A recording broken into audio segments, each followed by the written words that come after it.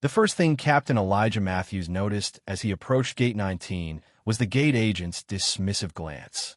After 16 years of flying commercial airliners, he recognized that look instantly. The subtle widening of her eyes, the faint hesitation, the internal calculation that didn't quite reconcile the uniform he wore with the pilot's credentials he carried. What Captain Matthews couldn't have known was that this seemingly routine interaction would spiral into an incident that would ripple far beyond the terminal walls, exposing deep-seated biases, sparking uncomfortable conversations, and eventually altering the trajectory of his career, and perhaps the industry itself. "Good morning," Elijah said with the practiced ease of a seasoned aviator. He slid his ID badge and flight credentials across the counter. "Captain Matthews, checking in for flight 2645 to Dallas." The gate agent, Karen Holbrook, with nearly 8 years at Global Atlantic Airways, barely glanced at the badge before her gaze flicked back up to his face. Suspicion shadowed her features as she picked up the ID between 2 fingers, as if handling something suspect. "This doesn't look right," Karen remarked, her tone sharp. "I'll need additional verification." Behind Elijah stood First Officer Priya Desai. She had been flying with him for over 3 years, and she watched the scene unfold with growing unease. Priya had witnessed moments like this before, although never quite this blatant.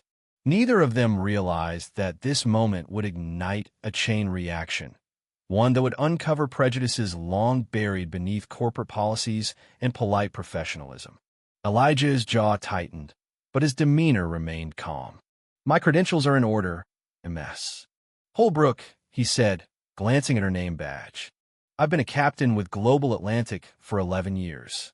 Karen tilted her head slightly. "I haven't seen you before," she replied curtly. She held his ID up to the light, scrutinizing it as if searching for a flaw. These can be very convincingly fake these days. Priya stepped forward, her voice steady but firm. "Excuse me, but Captain Matthews is my commanding officer. We have a flight to prepare for." Karen barely acknowledged her.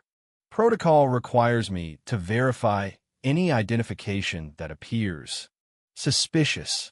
That last word hung in the air between them, heavy with implication. Elijah had been here before, subjected to an extra layer of scrutiny that his white colleagues rarely faced. He knew the cost of anger, had long ago learned to choose his battles carefully. "Perhaps," he offered with a controlled tone, "you could call your supervisor to verify my credentials." "That won't be necessary," said a voice from behind them. Thomas Beckett, the terminal operations manager, approached, his expression both concerned and apologetic. "What seems to be the problem, Karen?" "I'm just following protocol, sir," Karen replied stiffly. "This ID doesn't match what our pilots usually carry." Beckett took the badge, his brow furrowing for only an instant before recognition dawned. "Captain Matthews," he said, extending a hand warmly. "Good to see you again. Apologies for the delay." He turned to Karen, his tone firm but measured. "This is indeed our captain for flight 2645. His credentials are valid." Karen's cheeks flushed. "I was just being thorough," she muttered. "Perhaps a little too thorough," Beckett replied quietly. As Elijah and Priya walked away, he could feel the weight of passengers' eyes on them, some watching with discomfort, others seeming oblivious, absorbed in their phones and conversations.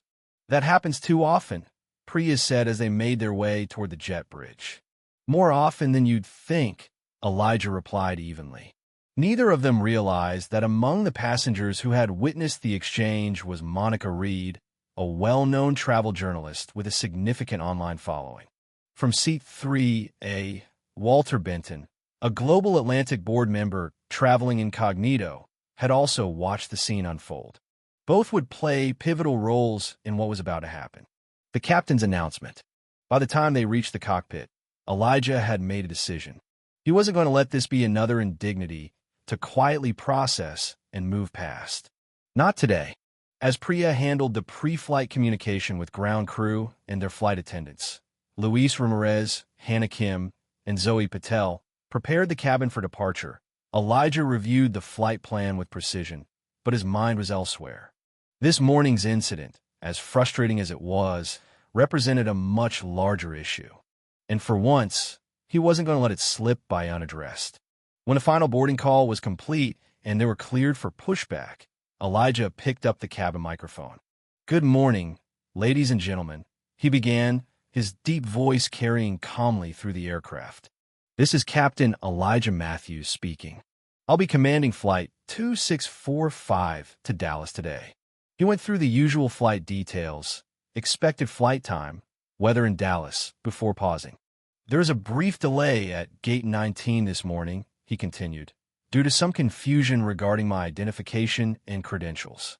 As one of the few black airline captains you may encounter, I sometimes experience additional scrutiny. However, I want to assure you that I've been flying with Global Atlantic for over 11 years and have logged more than 19,000 hours of flight time. I am fully qualified to take you safely to your destination." A quiet ripple passed through the cabin. Through the cockpit window, Elijah could see Karen Holbrook still at the gate counter, her face a mask of embarrassment. "I share this not to make anyone uncomfortable," Elijah added, "but because visibility matters. Representation matters. And addressing unconscious bias matters for all of us." He introduced Priya as his first officer and emphasized their shared commitment to a safe, pleasant flight. As he returned the microphone to its holder, there was a quiet but growing round of applause from the cabin. "That took courage," Priya murmured. "Sometimes courage is necessary," Elijah replied. Neither could have known that Monica Reed had already drafted a social media post that would soon go viral. Walter Bennon was typing out an email to Global Atlantic CEO, urging an immediate and serious response. Ripples in the sky and on the ground. As Flight 2645 climbed toward cruising altitude, the conversations in the cabin shifted. Some passengers whispered, others discussed openly what they had witnessed. In row 8C, Professor Angela Moreno wiped a tear from her cheek, struck by Elijah's dignity and directness.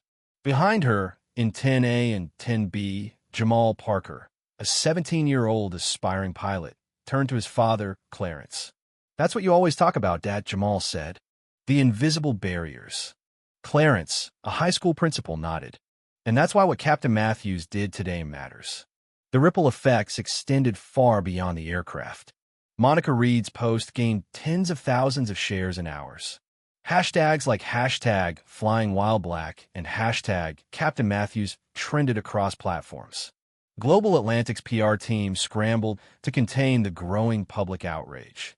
At corporate headquarters in Chicago, CEO Meredith Shaw convened an emergency meeting. "We need to get ahead of this," she told her team. "This is not just a PR issue. It's a reflection of our culture." Unexpected solidarity. At Dallas-Fort Worth International Airport, where Flight 2645 was scheduled to land, word had spread among Global Atlantic employees. Dozens of pilots and crew, black, white, Asian, Latino, gathered at Gate C-17 in solidarity. Among them was Captain David Mensah, one of Global Atlantic's few other black captains. "This stops today," David told the group. "With visibility. With truth." As Flight 2645 began its descent, Elijah made a final announcement. "Thank you for your support and professionalism today," he said. "And if today's experience has meant something to you, I encourage you to continue the conversation beyond this flight." When they landed, Elijah and Priya were met with spontaneous applause as they exited the aircraft. In the jetway, the assembled pilots and flight attendants stood at attention. "Captain Matthews," David Mensah said, shaking his hand, "we stand with you." Beyond them, Meredith Shaw was waiting. "Captain," she said, extending her hand, "we need to talk. A new flight plan." That conversation marked the start of an unexpected chapter in Elijah's life. Meredith asked him to lead a new diversity and inclusion task force at Global Atlantic. It would mean stepping back from the cockpit, but stepping into a role that could create systemic change. After discussing it with his wife, Angela, an emergency room physician with her own battles against bias, Elijah agreed. He wasn't interested in corporate window dressing. He wanted real change. He pushed for comprehensive bias training, mentorship programs, and initiatives to increase diversity in pilot recruitment. When he spoke publicly, Elijah was clear: this isn't about one gate agent. It's about the systems that shape our assumptions. We can do better, and we must. Closing the loop. Weeks later, Elijah met with Karen Holbrook. She had requested the meeting, wanting to apologize in person. "What I did was wrong," she said, "but I want to understand why I reacted the way I did." Their conversation was honest, painful, and hopeful. Karen later became one of the first participants in the new bias training program Elijah helped design, and a vocal advocate for change. Legacy in the skies.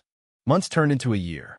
Elijah's work led to measurable change at Global Atlantic and sparked similar efforts at other airlines.